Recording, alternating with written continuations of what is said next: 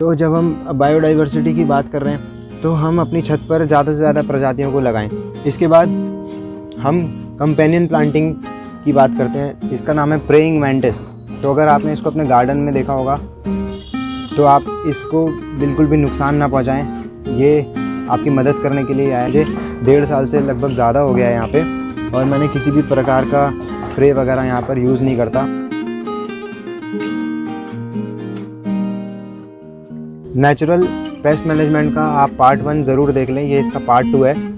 तो आप इसको समझने के लिए इसका पिछला पार्ट देख लें, इसका लिंक डिस्क्रिप्शन बॉक्स में दिया हुआ है। तो अब हम इस तरह के सिस्टम किस तरह से डिज़ाइन कर सकते हैं, या गार्डन को हम किस तरह से डिज़ाइन कर सकते हैं कि जो पेस्ट मैनेजमेंट है वो अपने आप नेचुरली हो जाए और कम से कम इसमें कीड़े लगें, और अगर थोड़े बहुत लगे भी तो उनसे ज़्यादा नुकसान ना हो और हमें इसमें इंटरफेरेंस करने की भी ज़्यादा ज़रूरत ना पड़े। सबसे पहले हमें इस बात का ध्यान रखना है कि अगर हमारे पौधे प्लांट्स जो हैं वो हेल्दी होंगे, अगर उनकी हेल्थ पहले से ही बढ़िया होगी, तो फिर उनके ऊपर जो पेस्ट का, कीड़े मकोड़ों का या और जो डिजीज़ होते हैं उनका अटैक बहुत कम हो जाएगा, मिनिमम हो जाएगा। तो हम ऐसा क्या करें कि हम हेल्दी प्लांट्स उगा सकें। सबसे पहले तो हम उसकी टाइमिंग का ध्यान रखें। जो हम प्लांट्स लगा रहे हैं तो उनके जो हम सब्जियां उगा रहे हैं हम उनको उनके सीज़न में उगाएं, और हम उनको उनके वातावरण के हिसाब से ही उगाएं। और जितना हो सके हम अगर देसी प्रजातियों को लगाएंगे, नेटिव प्रजातियों को लगाएंगे जो लोकल होती हैं, तो वो क्लाइमेट में अडेप्ट कर चुकी होती हैं और उनको इस वातावरण में रहने का अनुभव होता है, तो वो आराम से यहाँ पर उग जाती हैं और उनको पेस्ट जो अटैक होता है वो कम से कम होता है। लेकिन इसके विरुद्ध अगर हम कुछ फॉरेन वैरायटीज़ लगाते हैं तो उसको मेंटेन करने में हमें ज़्यादा दिक्कत आती है। ऐसा नहीं है हम उन्हें ना लगाएं, हम उनको भी लगाएं, बट हम देसी प्रजातियों को लगाएं और फॉरेन वैरायटीज़ को लगाएं तो देसी वाली जो है वो ज़्यादा आसानी से टिक जाती हैं और उनको हमें हस्तक्षेप करने की दिक्कत कम से कम पड़ती है। उसके बाद हम जो बीज हैं उनको अच्छी क्वालिटी के बीज लें। हम जो अपने सीड्स को स्टोर कर रहे हैं उनको ढंग से स्टोर करें ताकि उनका जो जर्मिनेशन है वो अच्छा हो और उनकी जो क्वालिटी है वो अच्छी हो और उनसे जो अगली फसल निकले वो बेहतरीन हो। इसके बाद हम अपने सॉइल मिक्स का ध्यान रखें, यानी हम ये जो गमले लगा रहे हैं इसके अंदर जो हमने मिट्टी का मिक्सचर बनाया है या पॉटिंग मिक्स जो बनाया है वो बहुत बढ़िया हो, वो उत्तम श्रेणी का हो। तो इससे जो इसके अंदर जो पौधे हमारे उग रहे होंगे उनकी जो हेल्थ है वो बहुत बढ़िया से बनी रहेगी और उनमें पेस्ट का अटैक कम से कम होगा या नहीं भी होगा बहुत सारे केसेस में। तो सॉइल मिक्स बनाने के लिए एक हमने ऑलरेडी वीडियो बनाया हुआ है, उसका लिंक भी डिस्क्रिप्शन बॉक्स में, आप उसको भी फॉलो कर लें। तो जब हम पौधे उगा रहे हैं तो हम टेम्परेचर और वातावरण का तो हिसाब रखें ही, साथ में हम ये भी ध्यान रखें कि इसके अंदर जो मॉइस्चर लेवल है, यानी प्लांट्स का जो पानी का जो उनकी रिक्वायरमेंट है वो भी उसमें हम मेंटेन करके रखें। कभी ऐसा ना हो कि एकदम से उसमें ज़्यादा सूखा पड़ गया, उसके पत्ते एकदम से झड़ने लग गए, और फिर कभी कभी हमने उसको ज़्यादा ओवर वाटरिंग कर दी और जड़ों को हमने पानी के अंदर डुबा कर रख दिया। तो इस तरह से अगर हम इनको ज़्यादा ओवर वाटरिंग करेंगे या फिर ज़्यादा अंडर वाटरिंग भी कर देंगे तो फिर ये कमज़ोर पड़ने लगते हैं और इनको धीरे धीरे इनके ऊपर कीड़ों का भी अटैक हो जाएगा और पेस्ट का भी अटैक हो जाएगा।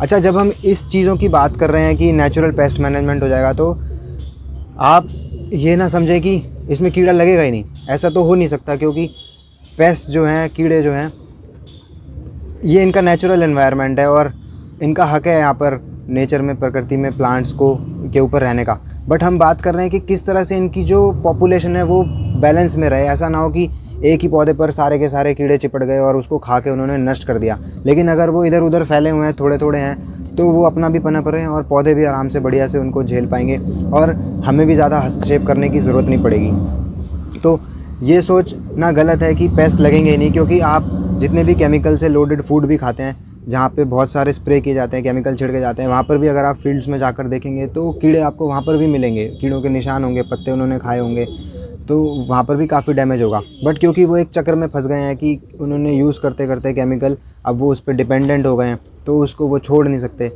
और छोड़ेंगे तो वहाँ से नेचुरल फेज़ पे आने में एक ट्रांजिशन पीरियड लगता है। तो इसके बाद जो हम चौथा पॉइंट ले सकते हैं कि हम किस तरह से यहाँ पर नेचुरल एक एनवायरनमेंट क्रिएट कर सकते हैं, वो है कि हम एक डाइवर्सिटी को बढ़ाकर, यानी जो पौधों की जो प्रजातियाँ हैं, अब ये एक नेचुरल फार्मिंग के सारे फंडे हैं। उसके कंसेप्ट्स हैं। यहाँ पर हम इसको रेप्लिकेट कर रहे हैं, कॉपी कर रहे हैं, तो हमें इस बात को, इस लिमिटेशन को भी यहाँ पर ध्यान में रखना चाहिए। तो जब हम बायोडाइवर्सिटी की बात कर रहे हैं तो हम अपनी छत पर ज़्यादा से ज़्यादा प्रजातियों को लगाएं। यहाँ पर आप देख सकते हैं, अगर मैं इतने से एरिया में बात करूँ तो यहाँ पे काफ़ी चीज़ें लगी हुई हैं। और ना ही केवल हम प्लांट्स लगाएं या सब्जियाँ लगाएं, बल्कि हम इसके साथ फूलों को भी लगाएं, दूसरे प्लांट्स को भी लगाएं, मेडिसिनल प्लांट्स को भी लगाएं, हर्ब्स को भी लगाएं, पेड़ों की प्रजातियाँ भी लगाएं। जैसे ये यहाँ पर लेमन ट्री लगा हुआ है एक गमले में ही, साथ में ये एलोवेरा है, ये यहाँ पे स्पॉन्ज गार्ड तोरियाँ उग रही हैं, आप देखो ये कितनी बड़ी बड़ी हो रही हैं यहाँ पे। उसके बाद ये अनार का पौधा है। अगर हम इस तरफ आते हैं, ये अरबी है, यहाँ पे पेठा है, ये शकरकंदी है। उसके बाद ये पीछे एक और पेड़ की प्रजाति है,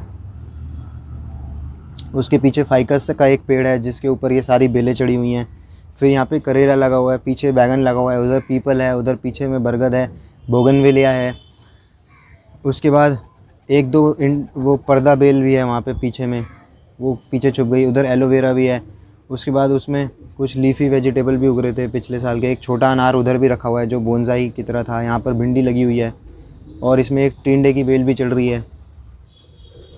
और फ़िलहाल तो यहाँ पर इतने ही नाम याद हो पा रहे हैं। उसके बाद मिर्ची लगी हुई है पीछे की तरफ, उसके बाद हल्दी भी लगी हुई है। तो यहाँ पर काफ़ी सारी चीज़ें लगी हुई हैं। और इस तरफ में तुलसी वगैरह के पौधे भी लगे हुए हैं, एडेनियम्स लगे हुए हैं। तो इतनी सारी चीज़ें अब यहाँ पर एक साथ लगी हुई हैं। तो जब इस तरह से डाइवर्सिटी लगी होती है तो ये पेस्ट जो हैं एक जगह अटैक नहीं कर पाते। इसमें से काफ़ी प्लांट्स तो इनको रिपेल कर देते हैं कि इनको दूरी भगा देते हैं, और फिर पेस्ट अगर लगेगा तो वो एक जगह नहीं लग पाता। अभी फ़र्ज़ करें कि हमने यहाँ पर सिर्फ एक ही तरह का प्लांट लगाया होता, सिर्फ भिंडी लगाई होती। जिस तरह के हम खेत में अगर बात करते हैं तो एक ही तरह की प्रजाति लगी होती है, सिर्फ एक ही क्रॉप लगी होती है। तो अगर वहाँ पर किसी भी कीड़े का, पेस्ट का, या फिर जैसे लोकस्ट का भी अटैक हुआ था, तो इस तरह के अगर कीड़ों का या कोई डिसीज़ का अटैक होता है तो उनके लिए बड़ा आसान है उस चीज़ को पूरी तरह से नष्ट करना, क्योंकि एक ही फसल लगी हुई है। तो मोनोकल्चर इसको कहते हैं, एक फसल को लगाना।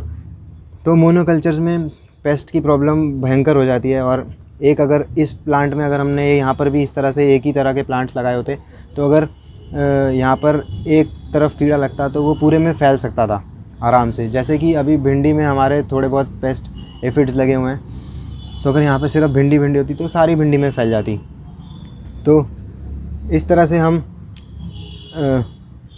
यहाँ पर डाइवर्सिटी को बढ़ाएं। अच्छा, यहाँ पर मैं आपको दिखाता हूँ कि किस तरह से छोटा मोटा पेस्ट अटैक होता ही रहता है। ये जो भिंडी है, ये जब गर्मियों में थी तो इस पर काफ़ी ज़्यादा एफिड्स ने अटैक कर दिया था, लेकिन अभी यहाँ पर इसमें कुछ भी एफिड्स वगैरह नहीं है, क्योंकि गर्मी में इसका मौसम जो था वो इतना बढ़िया नहीं था ग्रो करने के लिए।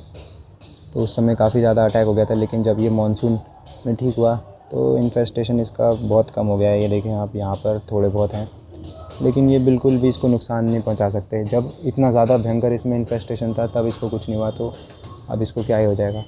और ये इसका सबूत है, इतनी हेल्दी इसमें भिंडी आ रही है और इस पर हमने कुछ भी इंटरफेरेंस नहीं किया था। उसके बाद थोड़ा सा इस तरफ आते हैं, तो यहाँ पे मैं आपको दिखाता हूँ कि किस तरह से यहाँ पर थोड़ा ज़्यादा कीड़ों ने अटैक किया। और ये इस बार फर्स्ट टाइम इस तरह का मुझे देखने को मिला है इस साल। इस तरह के जो कीड़े हैं जिन्होंने ये सारे बीन्स की फैमिली को ज़्यादातर अटैक किया है। ये सेम है और इसके सारे पत्ते इन्होंने थोड़े थोड़े खाए हैं इसमें, आप देख सकते हो। लेकिन इस पे भी मैंने इसको कुछ नहीं किया और इसको भी मैं नेचुरल रूट लेने के लिए अलाउ करूँगा। और इसकी अभी फ्रूटिंग चालू नहीं हुई है, देखते हैं इसमें किस तरह से फ्रूटिंग होती है और इसका रिज़ल्ट्स भी मैं आपके साथ शेयर करूँगा। अब इसके बाद आप ओवरऑल देख सकते हैं कि ज़्यादातर प्लांट्स हमारे हेल्दी हैं, कहीं पे भी कुछ पेस्ट का कोई इतना नामो निशान नहीं है। इसके बाद एक चीज़ मैं आपको और शेयर करना चाहूँगा कि कभी कभी हमारे लिए खरपतवार बेनिफिशियल हो जाते हैं। यहाँ पर आप देख सकते हैं कि मगवर्ट है, ये गाजर घास। यहाँ पे मैंने इसको डेलिबरेटली अलाउ करा हुआ है उगने के लिए, क्योंकि एक जो बेनिफिशियल इंसेक्ट्स भी अट्रैक्ट कर लेता है, लेडी बीटल जिसको पसंद करती हैं। और हमारा जो पेस्ट होते हैं उनको अगर हम इस तरह से खरपतवार कहीं कहीं पे लगा देते हैं तो वो सबसे पहले इनको अटैक करते हैं, बजाय कि हमारे मेन प्लांट्स के। जैसे मैं यहाँ पे आपको दिखाता हूँ। अब ये जो है ये सोलोनम नाइग्रम है, मकोए जिसे बोलते हैं हिंदी में, सन या सन नाइट शेड इसे बोलते हैं। तो वही जो सेम पेस्ट जिन्होंने बीन्स पे अटैक किया था, उन्होंने यहाँ पर ये अपने आप वॉलंटरीली उग रहा है। ये एक, इसको भी वीड माना जाता है, जबकि ये बहुत ही ज़बरदस्त, इसे बोल सकते हैं एक आयुर्वेदिक मेडिसिनल प्लांट है। इसकी जो फ्रूट्स आते हैं ये, या इसके आप फ्लावर देख सकते हैं छोटे से, इसके अंदर बेरीज आएंगी अभी काली काली। इसमें 2 तरह की प्रजातियाँ हैं, लाल और काली, जो मैंने यहाँ पर छत पर अपनी देखी हैं। और उसको अगर हम, वो बहुत पौष्टिक होती हैं। तो इसके ऊपर इस तरह से कीड़ों ने, देखें आप, पूरी तरह से इसको अटैक कर दिया है। अब इस पे अटैक किया है और इसी के बगल में ये भी सेम बीन्स की प्रजाति है जो वहाँ पर दिखाई पीछे की तरफ हमने देखी, जिसमें कीड़े लगे हुए थे। अब ये देखें आप यहाँ पर, ये कितनी साफ़ है, इसके कीड़े भी नहीं लगे इसमें। यहाँ पर इस तरफ थोड़े बहुत लगे हैं, लेकिन ओवरऑल ये पूरी क्लीन है कंपैरेटिवली जो अभी हमने पीछे देखी। तो चूँकि उसको, कीड़े को यहाँ पर इतना बढ़िया भोजन मिल गया, तो उसने शायद यहाँ पर आना ज़रूरी नहीं समझा। इसके बाद हम कंपेनियन प्लांटिंग की बात करते हैं। तो हमें, जब हम इस तरह से प्लांटेशन करते हैं तो हमें साथ में सब्जियों को लगाते हैं, तो हमें उनके कंपेनियन प्लांट्स भी लगाने चाहिए। इसको हम इस तरह से समझ सकते हैं कि जैसे कंपेनियन प्लांट्स हो गए कि जब एक पौधा उग रहा है तो उसको दूसरा प्लांट जो उसके साथ हम लगाएंगे वो उसको सपोर्ट करेगा। जैसे कि मिर्ची और हल्दी का एक कॉम्बिनेशन अच्छा होता है, इसके साथ टमाटर और बेसिल का जो कॉम्बिनेशन होता है वो बहुत बेहतरीन होता है। और हम जब अपनी सब्जियां लगा रहे हैं तो इनके साथ में अगर हम मैरीगोल्ड या गेंदा जिसे बोलते हैं उसको लगा लेते हैं तो वो बहुत सारे पेस्ट को रिपेल भी कर देता है, उसकी जो सुगंध होती है। और कुछ बेनिफिशियल जो इंसेक्ट्स होते हैं, प्रीडेटरी जो दूसरे कीड़ों को खा जाते हैं, उनको वो अट्रैक्ट भी कर लेता है। तो वो एक पेस्ट मैनेजमेंट में मदद करता है। उसके साथ अगर हम यहाँ पर लहसुन लगाते हैं तो लहसुन की जो स्मेल है इनको रिपेल कर देती है। बहुत सारे हर्ब्स अगर हम लगाते हैं, बेसिल हो गया, तुलसी लगाते हैं, हम अगर हल्दी लगाते हैं, मिंट, पुदीना लगाते हैं, लेमन ग्रास लगाते हैं और धनिया, और इसके साथ साथ अगर हम फेनुग्रीक, मेथी लगाते हैं, रोज़मेरी लगाते हैं, थाइम लगाते हैं, ये सब अगर हम हर्ब्स लगाते हैं तो ये भी रिपेल कर देते हैं काफ़ी हद तक पेस्ट को। तो इस तरह से हमें कंपेनियन प्लांटिंग्स को भी समझना चाहिए। साथ में हम कंपेनियंस के लिए यहाँ पर नाइट्रोजन फिक्सेशन के लिए भी प्लांट्स लगा सकते हैं। लेग्यूमिनस जिसे दलहन की प्रजातियाँ बोलते हैं, दालों की जो प्रजातियाँ हो गई, बीन्स की जो फैमिली हो गई, तो जब हम उसको लगाते हैं तो वो भी दूसरे प्लांट्स को एक नेचुरल फर्टिलाइज़र देने में सपोर्ट करती हैं। तो इससे सॉइल की हेल्थ भी बनी रहती है और जो हमने मेन प्लांट लगाया है उसकी भी हेल्थ बनी रहती है। और साथ में हमें इन जो एक्स्ट्रा हमने फसल लगाई है, एक्स्ट्रा जो प्लांट लगाए हैं, तो हमें साथ में इसकी भी प्रोड्यूस मिल जाती है। इसके बाद हम यहाँ पर एक नेचुरल फूड वेब को अलाउ कर सकते हैं क्रिएट होने में। यानी अगर हम यहाँ पर ज़्यादा डिस्टर्बेंस ना करें तो हम देखेंगे कि अगर हमने डाइवर्सिटी यहाँ पे ठीक ठाक लगाई हुई है तो अगर कहीं पे छोटा मोटा पेस्ट अटैक होता है तो अपने आप ही उसको काउंटर बैलेंस करने के लिए एक फूड वेब क्रिएट हो जाएगा। जैसे कि आपने देखा होगा कि गार्डन में आपके बहुत सारे स्पाइडर्स होंगे, लिजर्ड्स होंगे, उसके बाद पक्षी वगैरह आते होंगे, तो ये क्या करते हैं, पेस्ट को नेचुरली बैलेंस कर देते हैं। अगर हम बात करें तो सबसे कॉमन जो प्रॉब्लम होती है पेस्ट जो होते हैं वो होता है जो सफ़ेद रंग के वाइट जो एफिड्स होते हैं, वो ज़्यादातर हर गार्डन में कॉमन होता है। तो जब वाइट एफिड्स लगते हैं और इस तरह से डाइवर्स एनवायरनमेंट होता है और ज़्यादा डिस्टर्बेंस नहीं होती, तो जो ये एफिड्स हैं, जो लेडी बीटल्स हैं, ये आप अभी तस्वीर में देख सकते हो, ये इस लेडी बीटल का एक परफेक्ट फूड है। तो जब ये एफिड्स लगेंगे तो कुछ दिनों बाद आप देखेंगे कि इनको खाने के लिए बीटल्स भी आ चुकी हैं यहाँ पे, अगर वातावरण अनुकूल हुआ, और फिर वो वहाँ पर अपनी प्रजाति को बढ़ा देंगी और इसको, पेस्ट को नेचुरली कंट्रोल कर लेंगी। उसके बाद अगर हम इस कीड़े की बात करें, इसका नाम है प्रेइंग मैंटिस। तो अगर आपने इसको अपने गार्डन में देखा होगा तो आप इसको बिल्कुल भी नुकसान ना पहुंचाएं, ये आपकी मदद करने के लिए आया। ये एक बहुत बढ़िया प्रेडेटर है और ये हमारे गार्डन में जितने भी कीड़े होते हैं उनको बड़ी कुशलता से उनको ये खा जाता है और ये उनका खाना होता है। तो इस तरह से प्रकृति अपना एक रूप लेने लगती है, एक अपना कोर्स, एक रूट लेने लगती है, एक रास्ता बनाती है कि अगर पेस्ट अटैक होता है तो उसको अगर हम अलाउ करते हैं नेचुरल साइकिल को पनपने के लिए, तो वो अपने आप कंट्रोल होने लगती है। फिर हमारे गार्डन में छिपकलियाँ आ जाती हैं, स्पाइडर, मकड़ियाँ आपने देखा होगा जाले बनाकर रहने लगती हैं। अगर हम इसमें जाकर बार बार बीच में डिस्टर्बेंस करें, इवन जब हम इसमें वाटरिंग भी करते हैं तो काफ़ी ज़्यादा डिस्टर्बेंस हो जाती है, तो वो सारे जाले वगैरह टूट जाते हैं। तो इससे भी जो पेस्ट की जो मैनेजमेंट चल रही होती है वो भी नुकसान हो जाती है। तो यहाँ पर काफ़ी सारी मकड़ियों के आपने देखा होगा जाले होंगे, तो इसके लिए आपने सुना होगा कि इंसेक्ट ट्रैप लोग ख़रीद कर लाते हैं, उसको लगाते हैं, ग्लू में इंसेक्ट चिपक जाते हैं। तो जो ये मकड़ी के जाले होते हैं ये नेचुरल एक इंसेक्ट ट्रैप का काम करते हैं। मकड़ी अपने जाले बनाती है, उसको खाना भी मिल जाता है और इंसेक्ट्स भी उसमें ट्रैप हो जाते हैं। वो भी एक बहुत शिकारी प्रजाति होती है और हमारे खाने को वो बिल्कुल भी नुकसान नहीं पहुंचाती। इसके बाद आसपास में छिपकलियाँ घूम रही होती हैं, वो भी यहाँ से कीड़े वगैरह को खाने लगती हैं। पक्षी आते हैं, पक्षी भी कीड़ों को खाने लगते हैं। तो एक नेचुरल फिनोमिनन क्रिएट हो जाता है। फिर अगर आपका लॉन है और वहाँ पर या थोड़ा बगीचा है बड़ा और वहाँ पर अगर मेंढक वगैरह हैं, फ्रॉग्स हैं, तो वो भी काफ़ी कीड़ों को खाने में मदद करते हैं। और काफ़ी लोग आपने देखा होगा अपने लॉन्स में या गार्डन में चिकन पालते हैं या मुर्गे पालन करते हैं।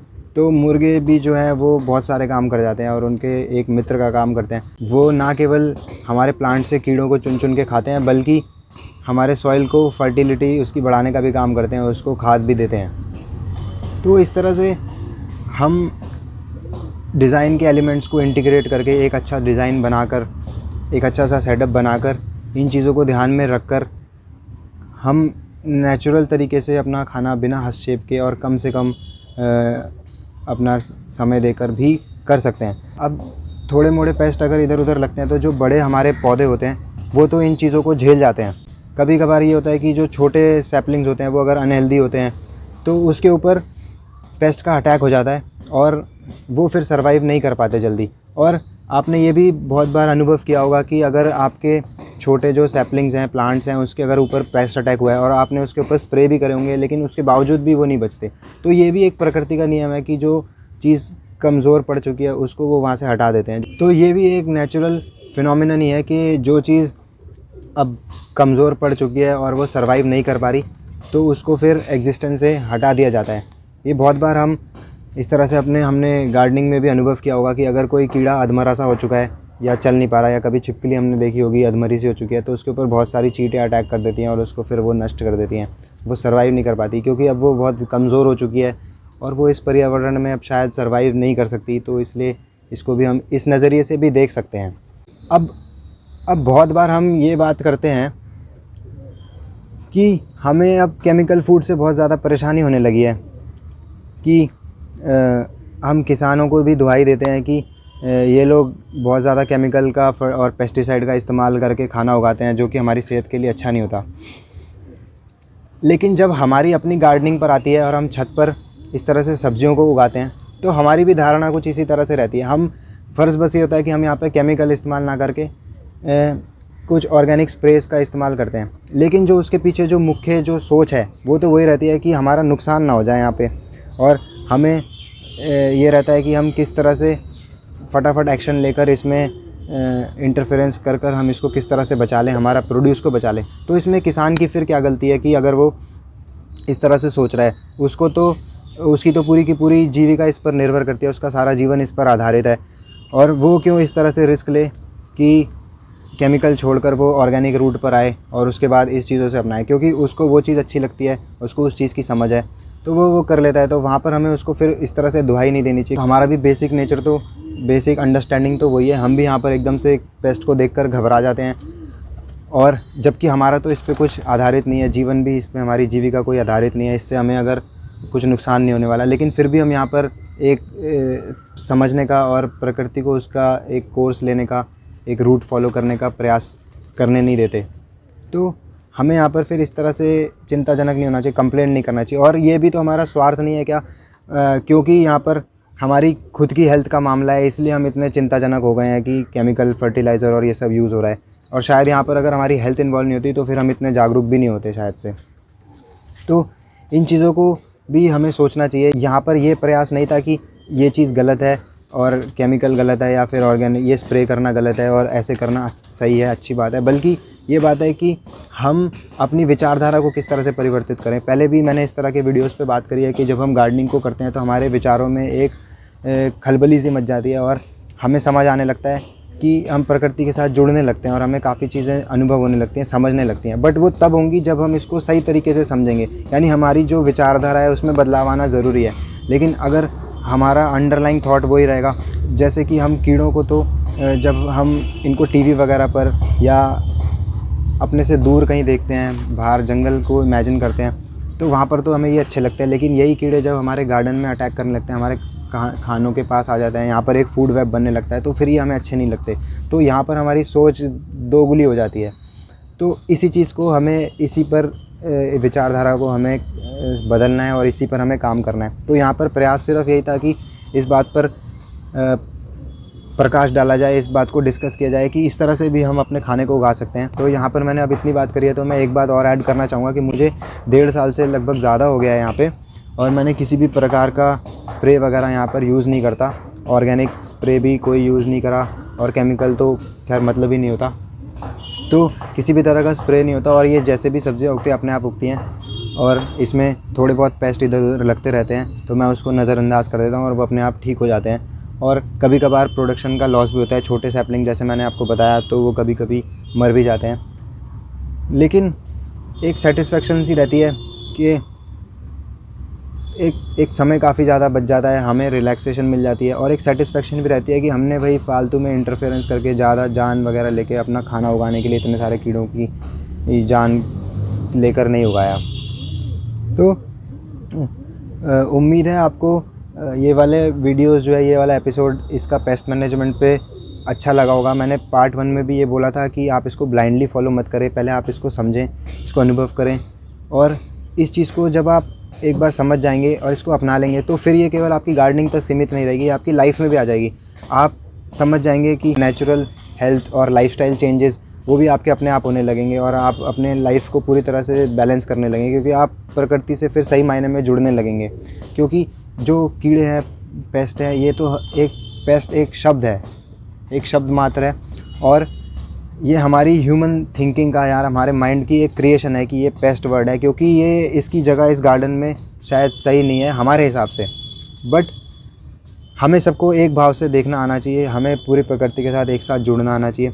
तो जब इस तरह से हमारी सोच में बदलाव आने लगेगा तो फिर हम देखेंगे कि हमारी लाइफ जो है वो हर लेवल पर, हर स्तर पर बदल जाएगी।